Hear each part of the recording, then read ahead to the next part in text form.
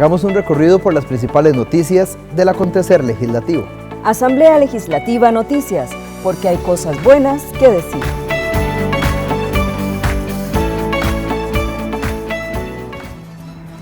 Bienvenidos a Asamblea Legislativa Noticias. Les damos la bienvenida a esta edición. Estos son nuestros titulares. Creación o fusión de órganos de la administración deberán ser consultados a Mideplan. Ministro de Hacienda da explicaciones sobre aumento del valor fiscal de los carros. Diputados piden cuentas sobre atención a migrantes venezolanos. Ministro del MOP nunca solicitó a Arecep tarifa cero en reinspección vehicular. Vamos al detalle de las informaciones. Autoridades y sindicatos del BCR explican a diputados implicaciones de vender institución financiera.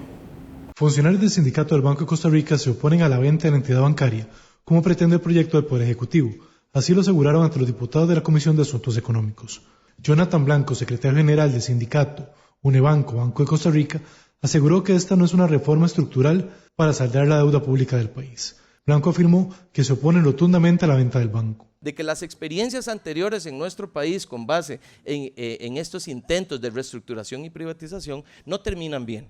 No terminan bien porque de alguna manera no refleja el beneficio necesario para la ciudadanía. Por tal razón, nosotros como Unión de Empleados del Banco de Costa Rica hemos dicho y en nuestros criterios que hemos compartido con ustedes que nos oponemos de manera rotunda y definitiva a cualquier esquema de venta del Banco de Costa Rica.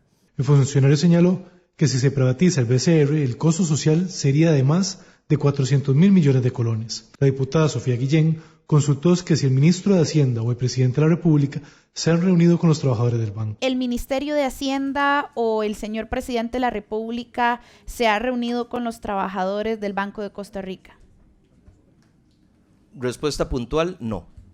Ninguno. Ni hay solicitud de reunión para hablar de esto. No existe ningún tipo de solicitud sobre el tema. Muchas gracias. Me llama la atención porque el presidente de la República fue además ministro de Hacienda de Carlos Alvarado en su momento y una de las instituciones a las que le puso precio de venta en ese momento fue al Banco de Costa Rica.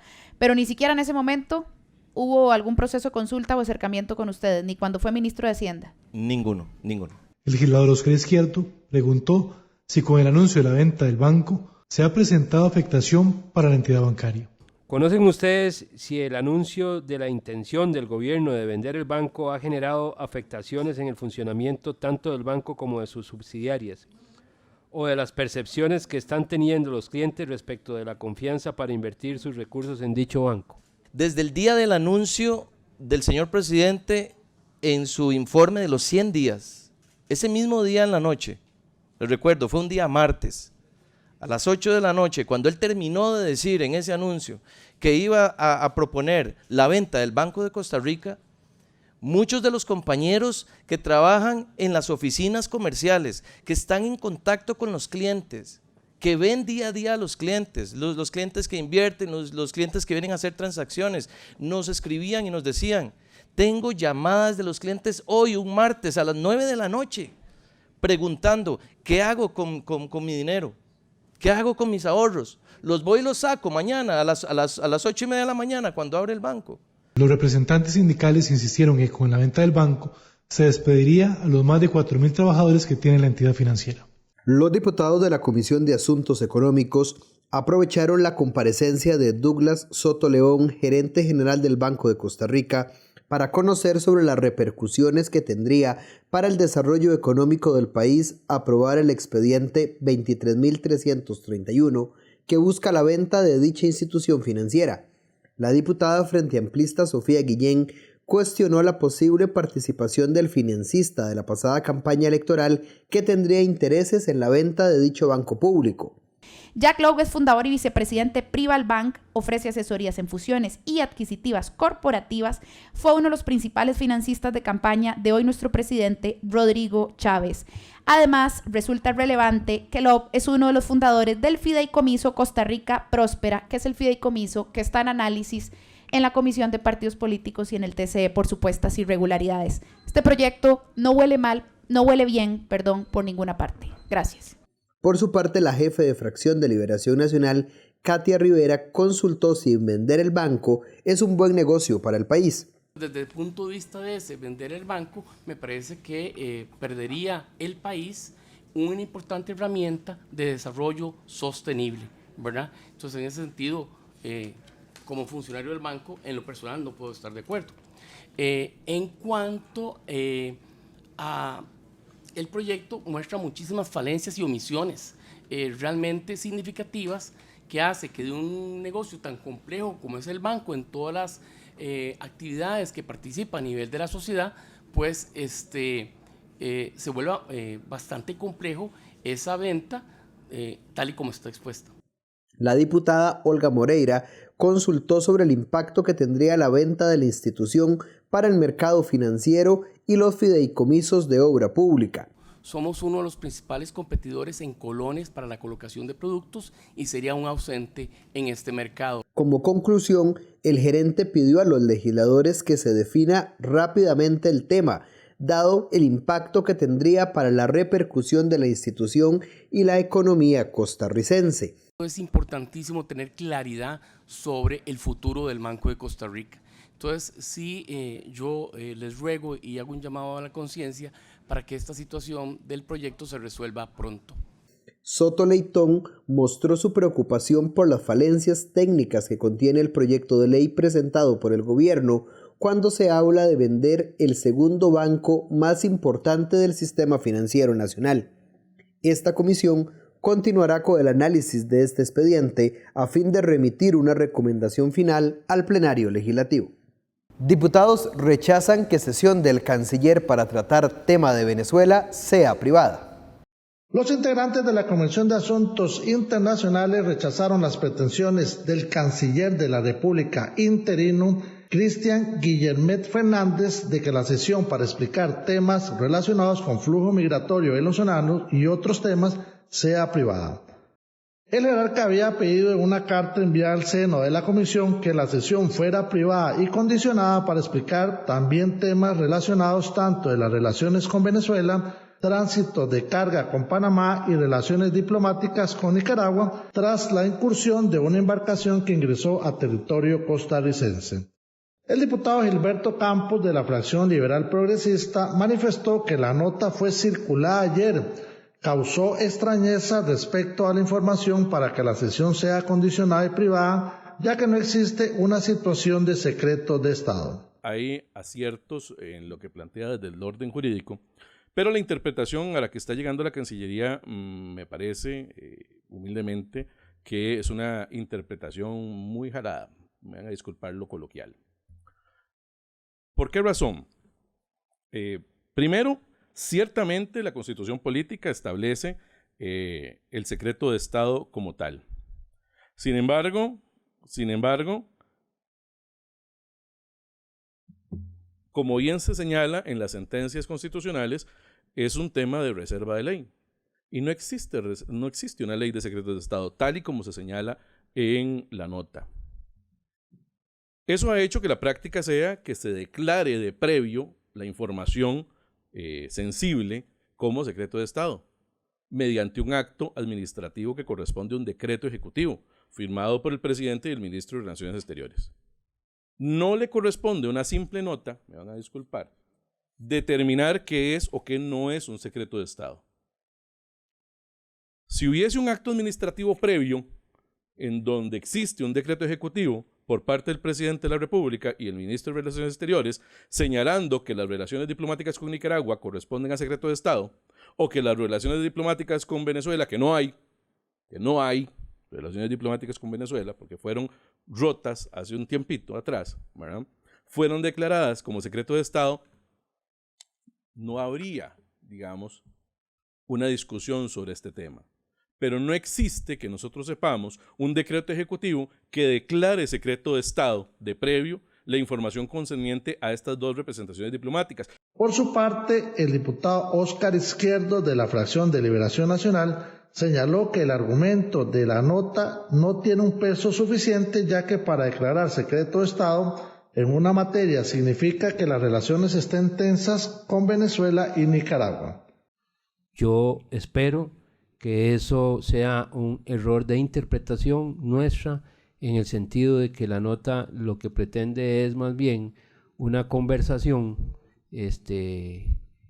no tan formal, si fuese ese el caso, pero de lo contrario, declararlo secreto de Estado significa realmente que se encendieron las luces, y eso es realmente muy peligroso. Lo digo con conocimiento de causa por mi profesión, pero además por el sentido común. Aquí está escrito cuáles son las razones para declararlo secreto de Estado. Entonces, sin ser alarmista, sin ser fatalista, sin ser exagerado, yo quisiera pensar que estamos interpretando mal. Daniel Vargas del oficialismo dijo que la nota es clara y hay que cuidar las relaciones que existen con los vecinos. Aquí realmente todavía no se dice que es secreto de Estado.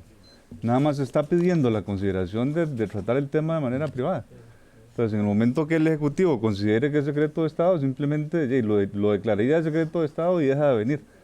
Entonces, nos está pidiendo como Comisión Legislativa la posibilidad de venir a tocar todos los puntos que queremos tocar, pero de manera privada. Y lo creo que es un acto de responsabilidad también el manejarlo de esta manera para no comprometer de ninguna manera la relación con ninguno de los países de los que estamos hablando. Los diputados acordaron que la sesión del Canciller de la República sea el próximo jueves 17 de noviembre de manera pública.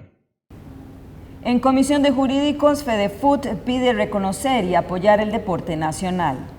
Rodolfo Villalobos Montero, presidente de la Federación Costarricense de Fútbol, se mostró ante los diputados de la Comisión de Asuntos Jurídicos a favor del expediente 23.216, que busca habilitar nuevas fuentes de patrocinio para el impulso y el fortalecimiento del deporte nacional. Villalobos Montero agregó que la organización se ve limitada al no contar con una ley que permita nuevos recursos y que con esta se podrían rondar los $250,000 por año. El presidente señaló que la federación ha intentado trabajar de la mano con las instituciones públicas para mejorar la salud y el deporte como herramienta de transformación social.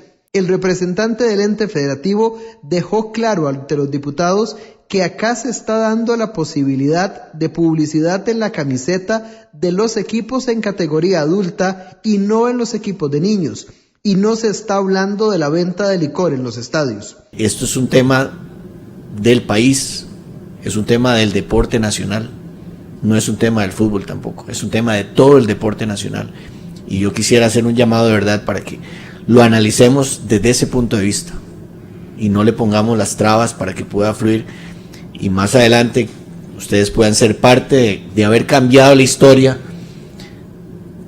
porque de verdad que esto le cambiaría la historia al deporte nacional.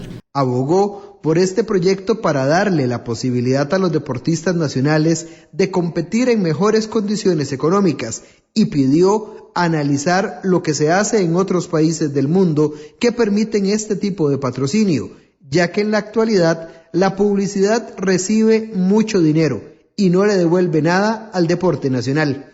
La diputada socialcristiana Daniela Rojas consultó sobre las ventajas de eliminar este tipo de restricciones para las empresas y el deporte nacional. El valorar el tema es sumamente importante desde el punto de vista en los tiempos en que vivimos, en la forma en que se puede educar a la gente también sobre la advertencia de los peligros del alcohol, pero por otro lado creo que puede haber ese comercio nacional e internacional con efectos productivos para Costa Rica. Entonces me parece que sí podemos ver este proyecto con mucha responsabilidad y creo que tiene aspectos positivos siempre y cuando podamos nosotros regular algunos controles a esos niveles.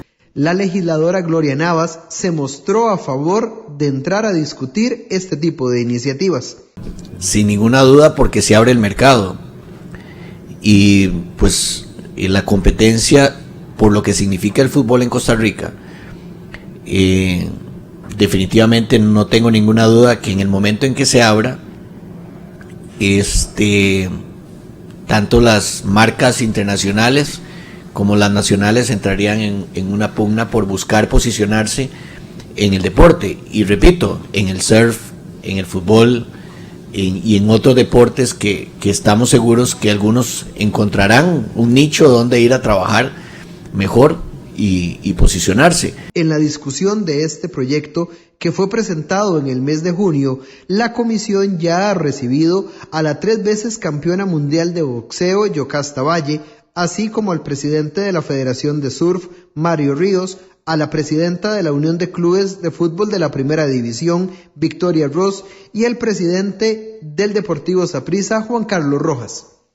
Ministro del MOP defiende ante diputados que nunca solicitó a ARECEP tarifa cero en reinspección vehicular.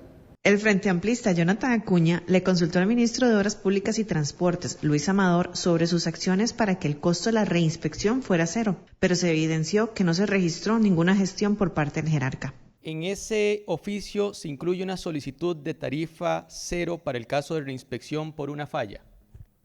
No, no se incluye, pero hay una hoja de Excel con cálculos asociados donde solo se pide tarifa máxima. No se incluye, esa es la respuesta. No hay una solicitud expresa de establecer una tarifa igual a cero para el caso de reinspección por una falla. Hay otros elementos regulados por ARECEP como taxis que solo tienen tarifa máxima y pueden cobrar de ahí para abajo lo que sea. Okay. Se estaba haciendo el mismo tipo de solicitud para que solo hubiera tarifa máxima. Queda claro que no se incluyó ninguna solicitud expresa. Además, iniciando su comparecencia voluntaria ante el plenario legislativo, el ministro detalló la forma en que fue seleccionada DECRA para realizar la revisión de la carga vehicular, indicando que el peso de la selección recayó sobre la experiencia. Ante este panorama, pese a que Opus y DECRA estaban por debajo de esa tarifa mínima, tienen que regresar a la tarifa mínima de 7.318, lo cual arruina el proceso que habíamos hecho tratando de que la tarifa fuera hacia la baja.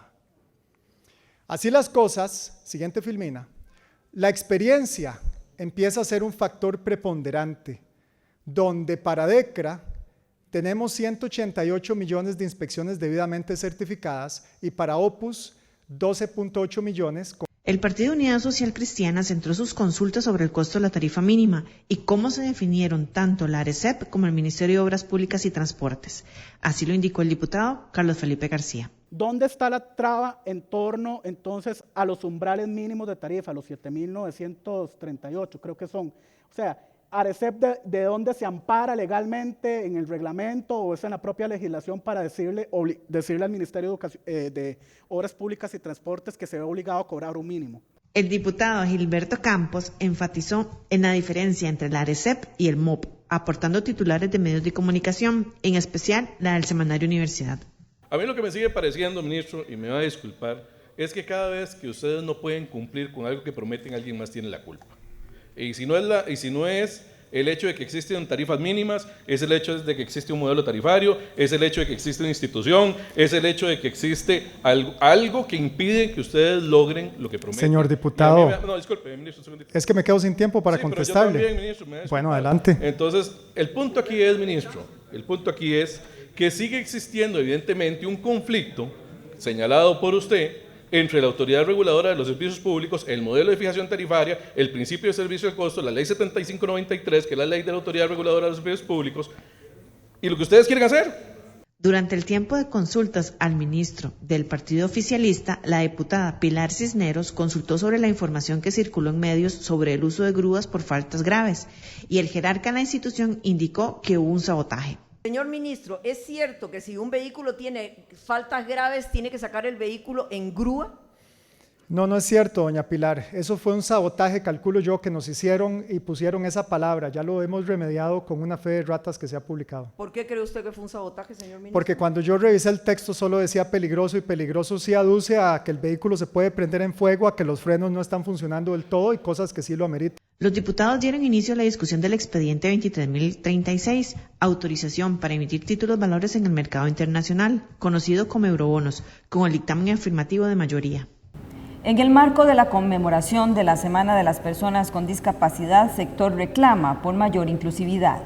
En el marco de la conmemoración de la Semana de las Personas con Discapacidad, los legisladores de la comisión que analiza estos temas realizó un foro con organizaciones que reclaman más acciones en pro de las personas con discapacidad. El diputado John del Salas aseguró que la inclusividad es un tema prioritario. La temática de hoy es recibir a diferentes organizaciones, municipalidades y demás que tienen que ver con temas de discapacidad acá en la Asamblea Legislativa para que sean ellos que nos expongan cuáles son las problemáticas y los retos que ellos enfrentan diariamente. Para nosotros como diputados poder buscar soluciones a aquellas cosas en las que nos competen.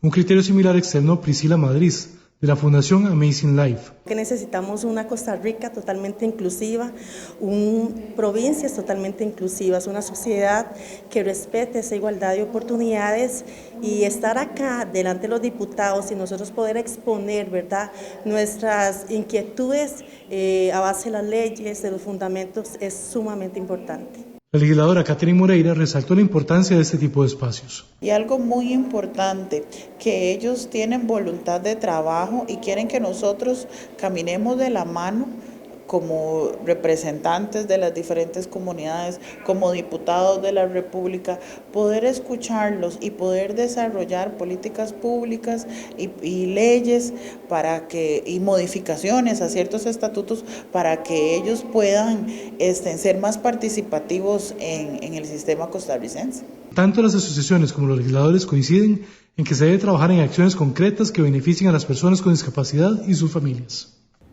Rector de la Universidad Nacional busca que se flexibilice la regla fiscal. Los diputados que conforman la Comisión Especial de la Provincia de Heredia recibieron en audiencia a Francisco González, rector de la Universidad Nacional, quien señaló que la flexibilización de la regla fiscal es clave. La declaración la dio González ante la consulta del congresista Jonathan Acuña sobre si la regla fiscal frena proyectos de la universidad. La aplicación vigente de la regla fiscal genera restricciones para la inversión en este tipo de actividades que realizan las universidades públicas, en este caso la Universidad Nacional. Por ejemplo, si genera restricciones para poder invertir más recursos, si genera restricciones para poder incorporar recursos que se perciban, por ejemplo, de cooperación internacional o cooperación con otras instituciones, esa sería mi consulta. Un proyecto que nosotros generamos de flexibilidad integral de la regla fiscal. Es un estudio que hemos compartido, insisto, con todas las fracciones legislativas. Este estudio no pretende sacar a las universidades de la regla fiscal. Este estudio no pretende eliminar la regla fiscal. Este estudio lo que ha demostrado es que las condiciones actuales de regla fiscal son imposibles para poder generar un Estado que sea más eficiente. El rector explicó que desde el CONARE se está buscando flexibilizar la regla fiscal, donde las condiciones actuales no ayudan a cumplir con las necesidades que tiene el país. Explicó que con esto se debería eximir la aplicación de la regla a grupos vulnerables, en lo relacionado a becas, y que no se vea como gasto corriente, sino como inversión. El rector señaló que la universidad tiene una gran responsabilidad en apoyar la educación primaria y secundaria, en temas como lectoescritura y tutorías para terminar la educación media. La legisladora Acuña consultó sobre los procesos de formación de los educadores y los programas de lectoescritura. La debilidad en cuanto a los procesos de formación que tienen nuestros educadores. Yo quisiera saber si existe algún proyecto convenio con el MEP para el mejoramiento de los procesos de capacitación para maestros, como herramientas digitales, como propuestas específicamente, si existe algún programa en ese sentido. Luego me habla usted del programa de lectoescritura del CIDE y me gustaría saber si eso es un programa o un proyecto constante. El rector señaló que se tiene una coordinación estrecha con el Ministerio de Educación, pero que con la entrada de este nuevo gobierno no se firmó un convenio con el Ministerio. Por su parte, el legislador Pedro Rojas resaltó el trabajo de la universidad en la zona de Sarapiquí. Ya la Universidad Nacional tiene más de 10 años de estar en Sarapiquí y eso realmente ha marcado un antes y un después en lo que es el impacto que ha tenido la universidad, no solamente en Sarapiquí, sino en toda la zona norte y especialmente en las comunidades más vulnerables. Los legisladores también recibieron en audiencia a la ministra de Cultura, Nayuribe Guadamuz. Guadamuz se refirió a las acciones para conservar las casas de adobe en la provincia de Heredia y temas de patrimonio. Avanza en el plenario legislativo iniciativa para consultar a Mideplan creación o fusión de órganos de la administración. Los diputados que conforman la Comisión de Reforma del Estado dictaminaron de manera afirmativa el expediente 23.214, reforma parcial al artículo 16 de la Ley 5.525, Ley de Planificación Nacional. La propuesta establece que todo proyecto de ley, cuando implique creación, fusión, suspensión de instituciones, tendrá que ser consultado al Mideplan por parte de la Asamblea Legislativa. Eso con el fin de que rinda criterio técnico y jurídico no vinculante del proyecto de ley. La legisladora Andrea Álvarez explicó que se exceptúan algunas entidades. Se exceptúa de este texto instituciones que ya la Procuraduría General de la República ha hablado de que les aplica la autonomía constitucional, por ejemplo, el Poder Legislativo y Judicial, la Contraloría General, el Tribunal Supremo de Elecciones, los bancos del Estado, la Caja, las universidades, las municipalidades y los entes públicos no estatales. Por su parte, la diputada Pilar Cisneros explicó que este proyecto de ley es de vital importancia. A mí me parece este proyecto de vital importancia porque ustedes recordarán el día que vino la ministra de Planificación aquí a esta comisión, que cuando nos quiso explicar cómo estaba organizado la administración del Estado costarricense, la lámina que nos expuso era de esa pared a esa pared, ¿lo recuerdan? Y esto ha sido producto de que en cada administración pública y en cada congreso se aprueban nuevas direcciones, nuevos órganos desconcentrados, nuevas instituciones, muchas de ellas sin presupuesto, le damos las competencias y le pedimos las cosas que tiene que hacer, pero no le damos las herramientas para hacerlas bien. Ahora la iniciativa pasará al plenario para su votación final. Ante los diputados de la Comisión de Ingreso y Gasto Público, ministro de Hacienda da explicaciones sobre aumento del valor fiscal de los carros. Los diputados de la Comisión de Control de Ingreso y Gasto Público cuestionaron fuertemente al ministro de Hacienda, Nogui Acosta, por el pago del marchamo que consideran es injusto, arbitrario y sin elementos de proporcionalidad ni racionalidad. Así lo manifestaron en el seno de la comisión. El jerarca explicó la fórmula del pago de marchamo 2023. Acosta dijo que hasta el momento existen más de 32,000 reclamos y para ello dijo que se han hecho mejoras al sistema para poder responder las dudas de los costarricenses. Además mencionó que es necesario hacer modificaciones a la ley, ya que tiene más de 30 años de antigüedad. ¿Cuál es la propuesta de mejora que tenemos? Algo que sea muy intuitivo. Y vamos a construir una curva de pérdida de valor del vehículo. Y entonces cada uno de los vehículos va a tener certeza, o cada uno de los propietarios de vehículos va a tener certeza de que el comportamiento del momento en el cual compró su vehículo nuevo va a saber exactamente cuál va a ser el valor del marchamo hacia futuro. ¿Cuál es lo que buscamos con esto? Sustituir un sistema que tiene más de 30 años de estar funcionando y que regularmente, dependiendo de las condiciones del mercado, va a estar impactando a las personas, que además obliga a que sea el administrado el que tenga que hacer el esfuerzo por bajar el impuesto que paga. La diputada Gloria Navas de Nueva República señaló que este impuesto tiene una serie de confrontaciones con el ordenamiento jurídico, ya que debe de incluir racionalidad y proporcionalidad en el pago, lo que ha provocado violaciones a nivel constitucional. Me parece que siendo el tema de impuesto un tema odioso, como se conoce en doctrina, y realmente nadie está feliz de la vida de pagar los impuestos, lo cierto del caso es que tiene que haber no solo esa seguridad jurídica que implica claridad, que implica proporcionalidad, que implica razonabilidad en los impuestos. Me parece a mí que el sistema, a pesar de esa ley vieja y todos los malabares que ustedes pueden estar haciendo ahí, no estoy acusándolos de corruptos, sino malabares en el enredo que confrontan cada año en estas circunstancias. Me parece a mí que tenemos que atender cuál es el interés ciudadano, cuál es el interés público. El legislador Eli Fensay señaló que este tema ha causado mucha preocupación entre la población y según un estudio que realizó existen más de 50,000 clases de vehículos, por lo que esto no es culpa de la ley. Pero es un garrotazo anual, porque en la mayoría de los países el derecho de circulación es un monto fijo o es un monto que depende del peso del carro o una cosa así por el estilo, pero en ningún país se llega a ver las barbaridades que se cobran acá.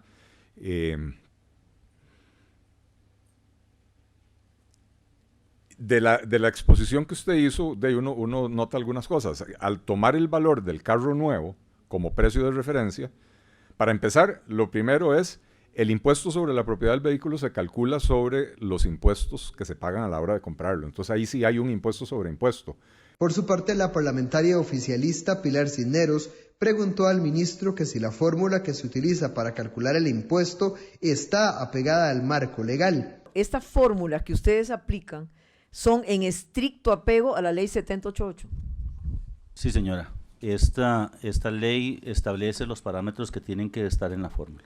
No hay ninguna aplicación extra que ha hecho esta administración por encima o por fuera de esa ley 7088. Es la normativa que actualmente rige la aplicación del impuesto.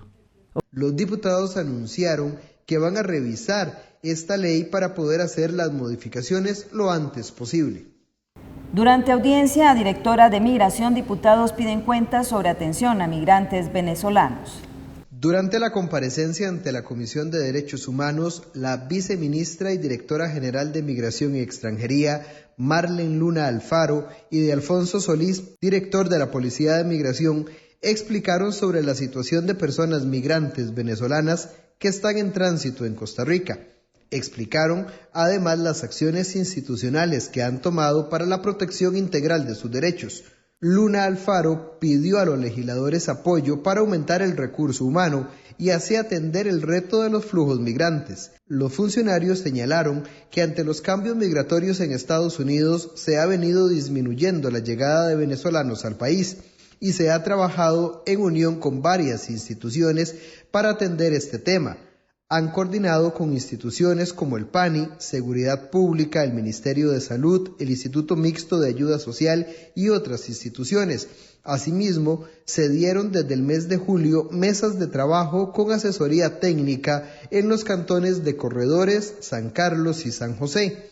La diputada del Partido Liberal Progresista, Joana Obando Bonilla, consultó sobre las acciones concretas para disminuir la llegada de poblaciones migrantes. En este momento no hemos iniciado con el proceso, entendiendo que hay muchos que están saliendo por sus propios medios, que el país no tiene la capacidad. Hemos recibido solicitudes para que los subamos en un avión y los retornemos, pero nosotros no tenemos la capacidad para hacer eso, ¿verdad? Tenemos una petición al Sistema de Naciones Unidas para que se valore la posibilidad de hacerlo en algún momento, pero todavía no sería el momento. Por su parte, el diputado Antonio Ortega del Frente Amplio preguntó sobre los pedidos de ayuda internacional para atender a los migrantes. Estamos haciendo un pedido a la comunidad internacional. No es justo que a Costa Rica le siga tocando todo el trabajo de atender a estas poblaciones porque los países no se hacen responsables, los países que expulsan migrantes no se hacen responsables de ellos, pero hay países con mejor condición económica que nosotros que entonces nos pueden ayudar, pero también las ayudas son muy pocas para la excesiva cantidad de solicitudes. Entonces ya es una política marcada por el Ejecutivo a través de su canciller de cada foro internacional en el que tengamos la oportunidad de advertir y hacer ver que tenemos que buscar las causas que generan esta migración de esta manera, pero también, asociado a las causas y combatirlas está también la ayuda de aquellos países como nosotros que nos toca atenderlas de manera sola y con los recursos limitados que tenemos. La directora agregó que se está mapeando a la población en situación de calle y que no han podido salir del país para tomar las medidas legales para atender sus derechos y atender la problemática que se presenta. Igualmente indicó que se está abordando el tema responsablemente para proteger a dicha población. Gracias por habernos acompañado en esta edición de Asamblea Legislativa Noticias. Los invitamos para la próxima semana. Hasta entonces.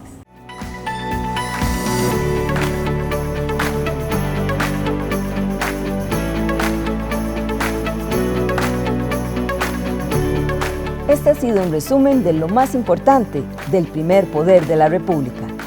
Asamblea Legislativa Noticias, porque hay cosas buenas que decir.